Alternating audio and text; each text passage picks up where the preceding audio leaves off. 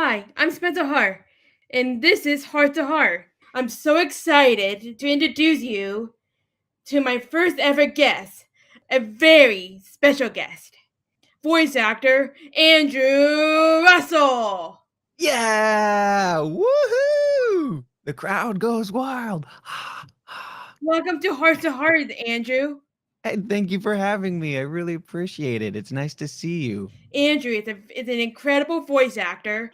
He voices the blue hair, guitar playing superhero Luca Convent on the hit TV show Miraculous Tales of Ladybug and Cat Noir.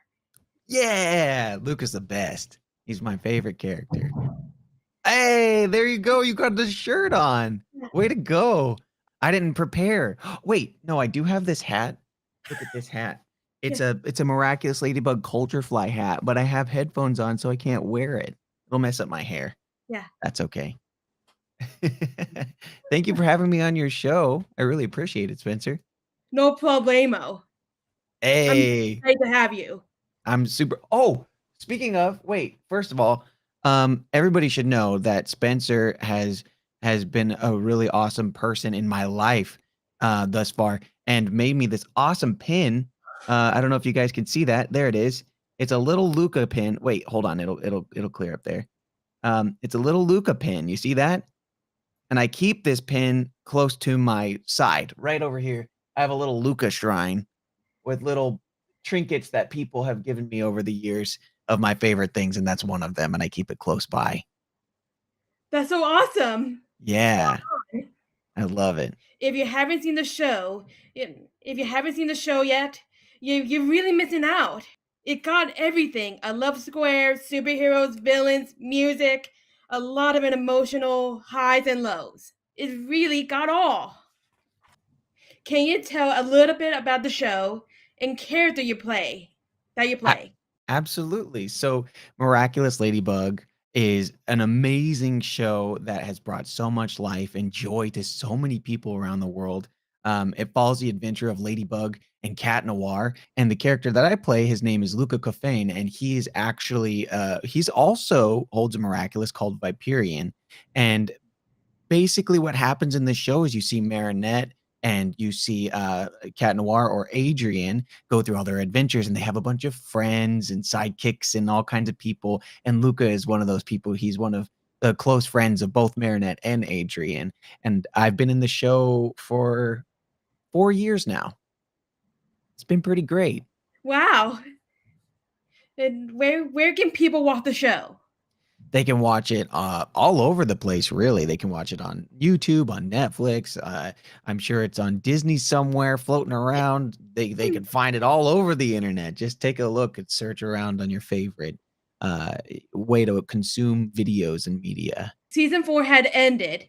It should with such a cliffhanger. Are you I working know. on it now? Are you Am working I on work? season 5? Oh, I am working on season 5, and it's. I gotta tell you, I was blown away by what they did at the end of season 4. It was really, really cool, and there was a lot of like mystery and things happening around what happens with my character Luca and what he knows and what other people don't know without giving anything away, and really I'm looking forward to seeing in season 5 if we develop that at all and like what happens next, because there's so much potential of what's going to happen. I am so excited to share with you guys. Can you give us a little teaser what's gonna happen? Maybe this is for the hardcore Miraculous Ladybug fans. Maybe the cucumber will remake an appearance. Woo! I love the I'm a cucumber. cucumber. Hey, you nailed that. That was a great impression. I know you're in a game called Genshin Impact. It's a really popular video game right now. I'm playing it too. Are you working on anything else right now? That's awesome. Yes, I am. I actually have a session today and on Monday for a really popular game. I can't tell you what it is because I signed what we call NDAs, a non-disclosure agreement, where I can't really talk about it until it comes out. So this is a really exciting game that I'm going to be sharing with you. But I will tell you, it's kind of like in the world of like Genshin Impact. I loved working on Genshin Impact. I actually played a bunch of characters over a variety of different sessions for that game. You can find me all throughout the world. I actually got to voice the character. His name is Yosurf, which is this little boy's lost dad, and it was really funny because I stream games on Twitch sometimes, and when I first started playing Genshin Impact, I found the little boy in the game, and I didn't know that I was going to play his dad. And I started going on an adventure, and in this adventure, you find these journals, right? And these journals, like, they have stories, and the dad's like telling, like, "Oh man, I'm climbing up the mountain, and I hope that I make it okay. I love my family," stuff like that. On my Twitch stream, I was just playing around, reading the lines as if I was his dad, who at the time wasn't in the game. And then when I got cast into the game, I went into the session, and the casting director and the director said, "You're gonna be playing Yosurf, who's the Lost Boy's dad." And I was like, "Did I will this into existence? What happened?" It was amazing. So I had a great time doing Genshin Impact. That was a lot of fun. Do you like voicing animated shows or video games more? That's a tough question because I really enjoy animation for a lot of the high energy, over the top, like really fun charactery sort of work. And then I love video games because they're much more grounded in a cinematic universe. So things like Genshin, or even this game that I made called Lost Ark, it's very cinematic in their storytelling, although the character is still really heightened and really like over the top dramatic sometimes. uh that character still lives in a very grounded place. So approaching it from an actor's perspective, it's much more challenging and much more exciting for me to play a video game character because I get to really dive into like the voice of a Umarian dwarf in the distant lands of Arcasia, or a goofy character, but I have to make them realistic, and that's a challenge. It's very difficult, but it's a lot of fun. How do you become a voice actor? Do you always want to be a voice actor? Isn't it your dream? Of course, yeah. I've always wanted to do voice work. When I was in 7th grade, actually, I started playing video games a lot, and something clicked like that in my brain once I was playing a game, and I heard the characters, and I said, "Those are people getting paid to be voice actors. Like, this is a career." And from that moment forward, I started looking at video games in the perspective of an actor's perspective. I started listening to the way that they're doing things and doing all that stuff. So all my years of doing theater and musical theater was all leading me to try to learn and hone in on my craft and get to the point where I could be a voice actor. And that's where I am now. And I love it. And I think anybody who wants to do it, what they have to do is just start working on things now, start practicing now. And there's no time like the present. There's no better time to look on YouTube. There's all kinds of resources on TikTok and all that stuff. As long as you're really hyper focusing and looking for the content that you want to be looking for, you can learn how to do anything right now. So I say go for it. Now we're gonna play a little game called This or That. It helps our audience to get to know you better. I shout out two things, and you can pick one you'd like the best. Okay? Great. Pizza or burgers? Pizza. Summer or winter? Summer. Sweet or savory? Sweet. Cats or dogs?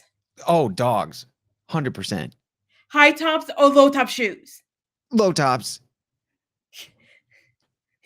That's so cool. Thank you so much for being my guest today, Andrew. I think you are really awesome and super talented, and it was an honor to have you on the show. Well, thank you for having me, Spencer. It's really, really, the pleasure is mine. I'm so happy you asked me to be here. No problemo. I love you. Mwah.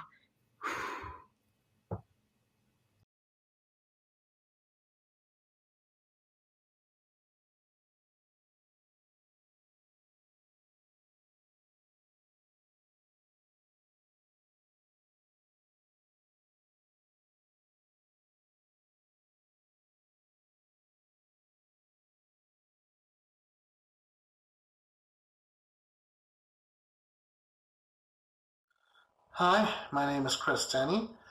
I am an actor and stand-up comic. I've been in dozens of commercials, a few films, and I've performed at a few comedy clubs in Southern California. Oh, and I am also autistic. Now, I love going to professional car shows because, in addition to seeing all the new models before they hit the showroom floor, there's also the concept cars you don't get to see anywhere else. And those are some real nice ones. But I also like going to the amateur ones where they bring their pristine classics or their rat rods or even sometimes their scratch-built customs. But either way, I get to see under their hoods, talk to some of the owners, and I'd like to take you on a little tour of some footage I shot the last time I was there. Okay, here's the first car and one of our regulars, a 1972 Datsun 240Z with a small block Chevy V8 in it. In addition to that, it's also got a little spoiler and funny little stickers like V8 inside or Hybrid 240Z, burns gasoline and rubber. Yeah, that's a good one. Oh, and it's also got a nice little roll cage. And here we have a Corvette. Not much to say about it. This one looks pretty stock, except for maybe the paint job. So we'll move on to the Trans Am next to it. Not much to say about that one, admittedly, but it's also got a very nice interior, and is also one of our regulars. Looks to be a 79 model, I think. Yeah, definitely a 79. And, let's see, Kathy's may or may not be a Dodgers fan, but either way, definitely a nice car. Possibly custom interior, too. And of course, there's some funny little fuzzy dice there. Can't have a classic car without fuzzy dice. And next to that, we have a Ford Fairlane, Crown Victoria. Looks to be a resto mod, judging by the wheels and the steering wheel. So, but it looks absolutely gorgeous. Good old chrome and two-tone paint. Hard to go wrong with that look. Probably a 56 model, actually. Definitely 56. Oh, and of course we have one of those old Ford two-door sedans. Another resto mod by the looks of it. And there are these little side windows with some very tasteful etchings on them. Little flowers. I think those were aftermarket options in those days. Probably got them now. Still a gorgeous car regardless. And here we have a Mitsubishi Eclipse convertible. Not much to say about that. But the MG next to it, that's a beauty. And it may or may not be imported, which is weird because of and the National Rambler wagon. That's always nice. And of course there's another Crown Vic. Can't tell if it's a rat rod or if it's just a restoration in progress, though. Then we got to speak with the owner. But next to that, we have a very nice Malibu Super Sport convertible. Nice black color, white interior. Well, cream, I think. But yeah, definitely gorgeous. And of course, there's where I tried to film on the side, so sorry about that. On to the car next to it, we have a Studebaker. Probably a Hawk of some kind, but the hood is kind of throwing me off, so it might be something different entirely. Maybe a different year. I don't know. Definitely a Studebaker, though. I know that. And speaking of Studebaker, we have an Avanti next to it. Avantis were, there's a whole thing about them, but this model was built on a 2005 Ford Mustang chassis. And unfortunately, the company would go into bankruptcy a year later, just like its parent company, Studebaker. Shame, really. Beautiful cars. Oh, and here we have a 1957 Chevrolet Nomad. A station wagon version of the venerable 1957 Bel Air sedan and coupe, and convertible. I don't think many of the Nomads were made in comparison to the Bel Air. Can't remember. I'll have to look it up later. But either way, it looks mostly stock, save for the wheels and steering wheel. I think the engine might be stock too, but heavily modded. Oh, look, there's an aftermarket tachometer. Neat.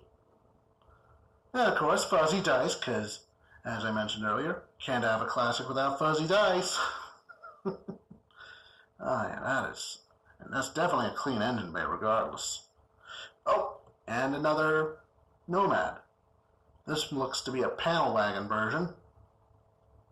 I'm like, but, yeah, definitely a panel wagon version. Guy's probably a rod, drag racer. Oh, and of course, there's some really nice zoomies coming out the bottom, near the back tires. Absolute beauty. Gorgeous cream color, too. Can't tell if the panel van's a custom thing or not, but whatevs. Oh, and of course, we have a nice hot rod. Real beauty. Nice black. I don't remember much, but I talked with the owner. Real nice guy. Works at the VA, served in Nam. Real fun guy from what I could tell. I can't tell if he built it, can't remember if he built it recently or not, but, oh, there's a very lovely current gen Allenter. It's got that really nice Hellcat logo on the rear quarter. Oh, and of course there's a 1974 AMC AMX Javelin. Or was it AMC AMX Javelin? Either way, this thing still looks as stock as the day it rolled off the assembly line. So yeah, credit where it's due for the owner managing that. And of course it's a real nice car in its own right. And of course next to that, we have ourselves... Oh wow, that was a nice interior. Yeah. And of course, next to that, we have what looks to be a Restomod Camaro. Or at least I'm assuming it's Restomod, judging by the modern wheels and brake pads. But yeah, actually I'm pretty sure that's a Restomod. Real beauty. I can't tell what that shade of blue is though, but I like it. What does that mean, Restomod? Oh, Restomod is basically where you restore a car with a number of modern components. New brakes. Oh, and here we have a Mustang Fastback. Most likely a regular Mustang, but it could be a GT350. But definitely a beauty either way. Got that nice bullet green, but it's not exactly the bullet Mustang. Not the right wheels. And it's got the Shelby stripes on it. Real beauty. Oh, and speaking of Shelby, it's got one or two stickers regarding him. Carroll Shelby. And when you say bullet Mustang, what do you mean? Oh, the Mustang from the movie Bullet. That certain green. Oh, there's a T-bucket hot rod. T-buckets are basically built from Model Ts. They're whole replicas now. And I'm pretty sure that's like a replica, considering they ever made the Model T in 80, 90, maybe even 100 years? But it's always possible that might have been passed down through the family, but I'm willing to bet it's most likely a replica. Oh, and of course, here we have a 1957 Ford Thunderbird. Pretty much everything is stock. Not a single ounce of new stuff except for the interior, but even then, that's that's a factory color, at least according to the owner. I got to talk with him. He managed to do a good job with this one. Even the vintage radio and radio antenna works, which is pretty much awesome in itself, because I don't think that is easy at all. And that's the end of that particular tour. I hope you enjoyed seeing cars old and new, and I hope I sparked an interest for you. Here's to hope, and I'll see you at the next show.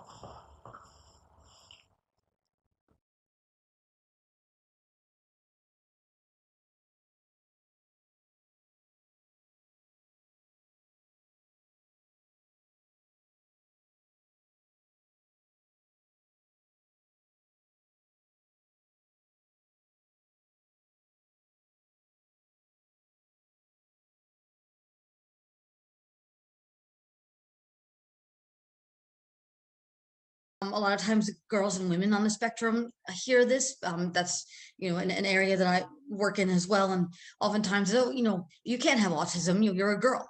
And again, that is just out of the diagnostic ratio of 4-to-1, with more boys than girls being diagnosed.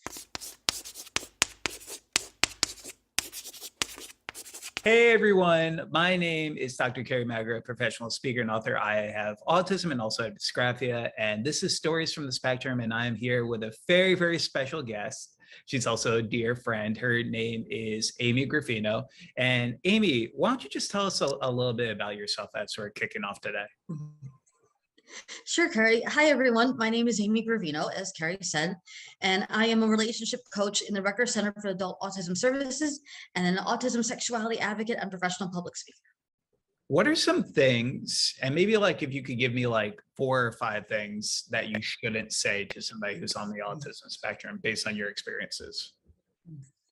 Sure. So, there's been so many things that have been said to me over the years that I wish people would not say, and things I hear people say to autistic individuals, whether it's their child or their student, that, people oftentimes have their hearts in the right places, but their mouths are in the wrong places.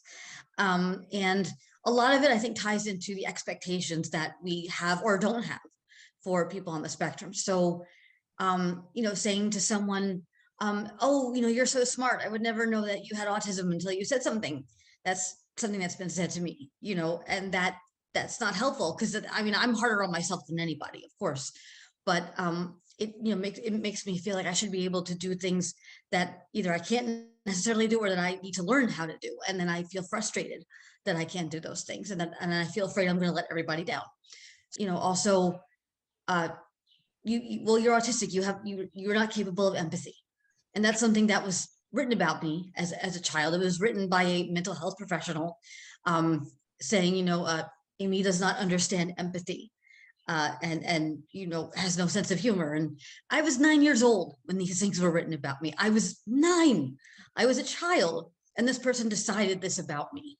And I think that just speaks to a general theme of not making, proclamations at all about autistic people, because we tend to have this, preconceived idea that when somebody's diagnosed, if they're a child, for example, that's where they're always going to be, that autistic people can't grow and change.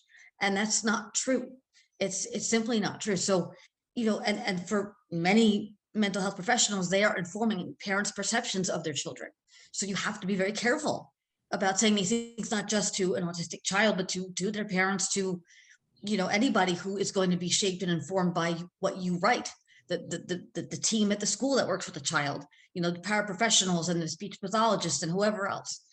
You have to just be so careful. And again, I think that just speaks to an overarching theme. I see this with lots of adults talking about autistic people when they're in the room, as if they can't hear them. As Or if in the room. Yeah. Or exactly. Well, the whole idea about empathy, it's just some of the kids I work with and some of the adults who are close friends with me all on the spectrum are some of the most empathetic people I've ever met. So being able to be mindful of that, I think is really, really important. So Amy, so obviously you have a wide range of expertise in the world of autism. For parents, educators, and just our general society, what would be some books, some films maybe, that you would recommend to people to learn a little bit more about autism? Sure. So, when I think about, autism in any kind of media representation, I think, with films and TV, that there isn't any one movie or TV show that's really nailed it yet in terms of representing autism. We are starting to see a shift, I think, a little bit in some depictions. We have, as Kerry can tell you, Love on the Spectrum is coming out, the US version. It was originally in Australia. And what I like about that is that it is showing autistic people as they authentically are.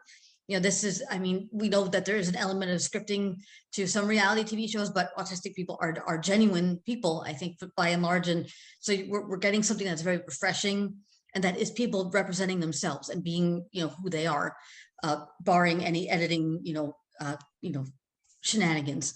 But like The Bachelor. in terms of fictional, yeah, exactly.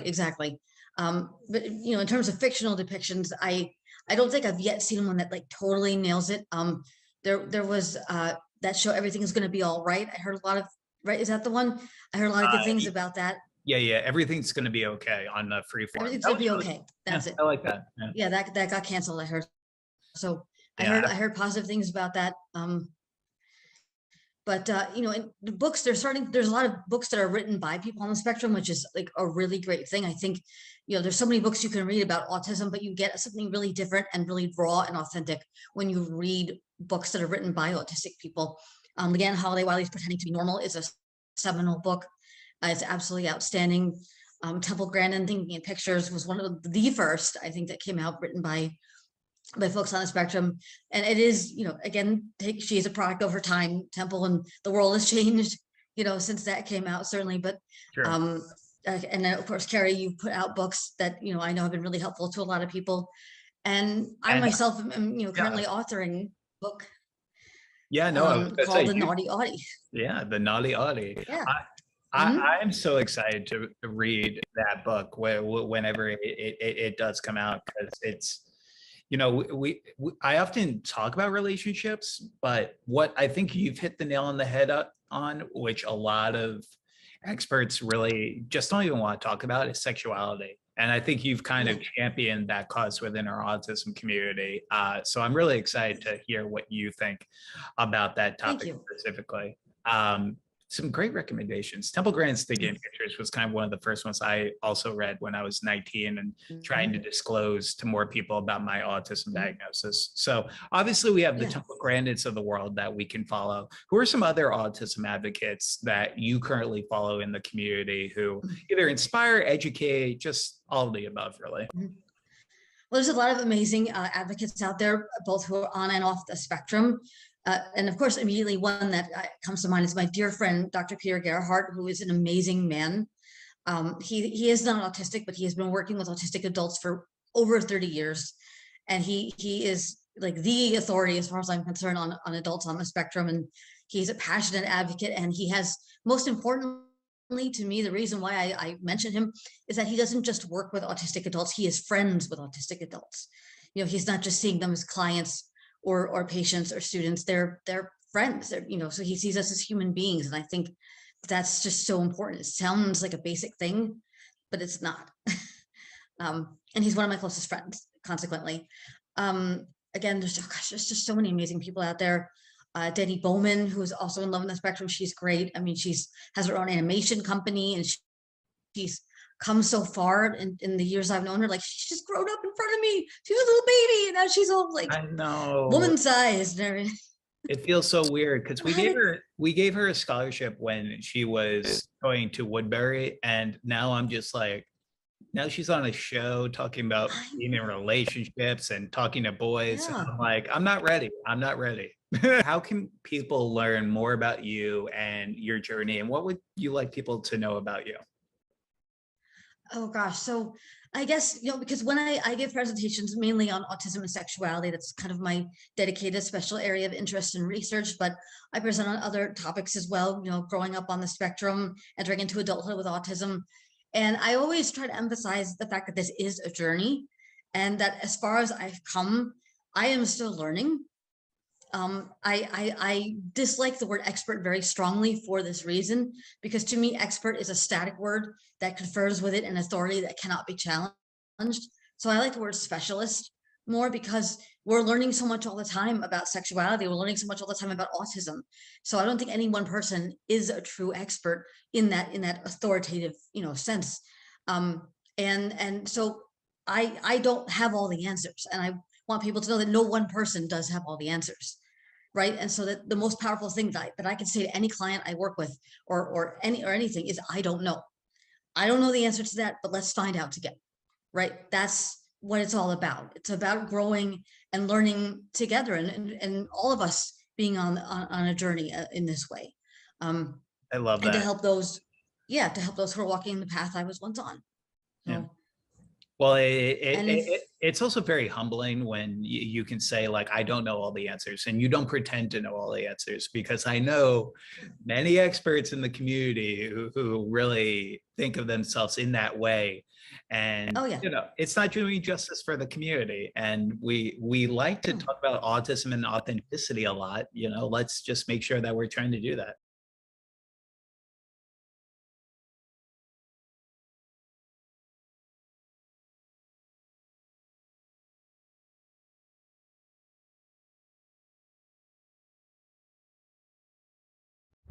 Hi everyone, it's Stephen Gaiber, the Autistic Traveler, and today I'm going to give you a tour of downtown Orange to see the vintage like this is. Have a good time. Orange Historical District is a one-square plaza and contains many of the historic buildings that were created in Orange's incorporation.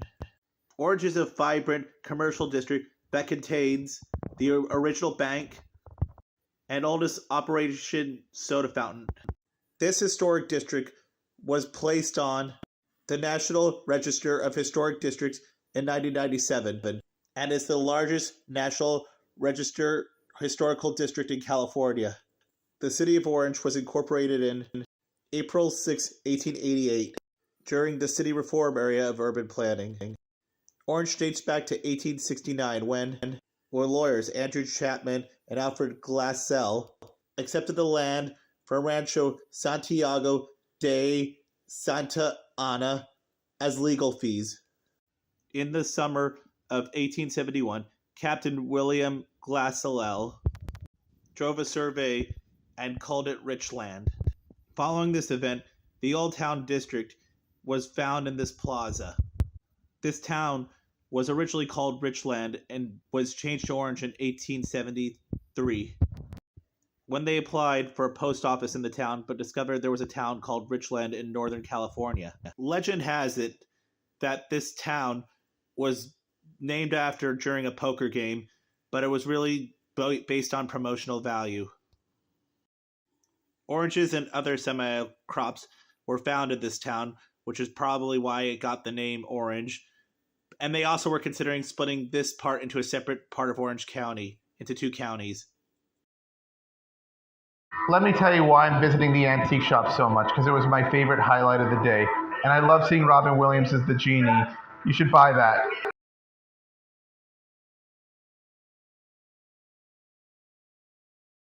Best looking Starbucks I ever saw. Wow, that architecture. And this architecture makes downtown Orange look amazing.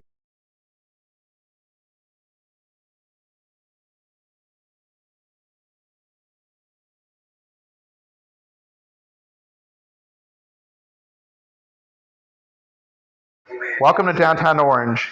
One could take the Metrolink all the way from downtown Union Station in Los Angeles to Santa Fe Depot in San Diego. Much better than driving on the 5 freeway and spending gas money. Wow, those gas prices are expensive.